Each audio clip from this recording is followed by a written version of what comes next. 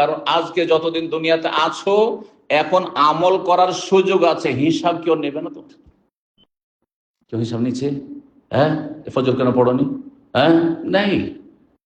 হারাম কেন খেয়েছো, এইটা কেন করেছো, সেটা কেন করেছো, হ্যাঁ, হিসাব কেউ নেই না। আল্লাহ রব্বুল আলমিনের দুনিয়াতে বেশিরভাগই পকড়া করেন না, ছাড় দিচ্ছেন, ছেড়ে দিচ্ছেন না, ঢিল দিচ্ছেন। বলছেন আলী রাদিয়াল্লাহু আনহু, আজকের সময় এই দুনিয়াতে আমলের সুযোগ আছে কিন্তু হিসাব নেওয়ার কেউ নেই। গাদান হিসাবুন ওয়ালা আমাল, কিন্তু আগামী দিনে অর্থাৎ মরার পরে হিসাব শুরু হয়ে যাবে, আমলের আর সুযোগ নেই। তখন আল্লাহ, যদি একটু জিকির করে আসতে পারতাম, কালমা তাওহীদটা পড়ে আসতে পারতাম, কালমাটা পড়ার সুযোগ পাইনি, আল্লাহ যদি কালমাটা পড়ে চলে আসতাম।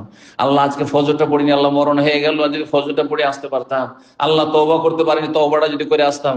আল্লাহ এত টাকা পয়সা রেখে এসেছি, কোনো কিছু কাজে আসলো না আল্লাহ, সুতরাং যদি দান ফাআসাদ্দাক ওয়া আকুম মিনাস সালিহিন, বিভিন্ন ভাবে কোরআনে আল্লাহ বলেন, আল্লাহ দান সাদকা করে সব দিয়ে চলে আসতাম তোমার রাহে, আর আমি ভালো মানুষ হয়ে চলে আসতাম। আল্লাহ কাল্লা, কুস্তির কাল্লা, এটা বলার বললে তুমি অমি ওয়ারাহিম বারযাখুন ইলা ইয়াউমি ইউবাসুন, এখন প্রাচীর তৈরি হয়ে গেছে, দুনিয়া তোমার শেষ হয়ে কিয়ামত পর্যন্ত আর দুনিয়া ফিরে যাওয়ার কোনো সুযোগ নেই।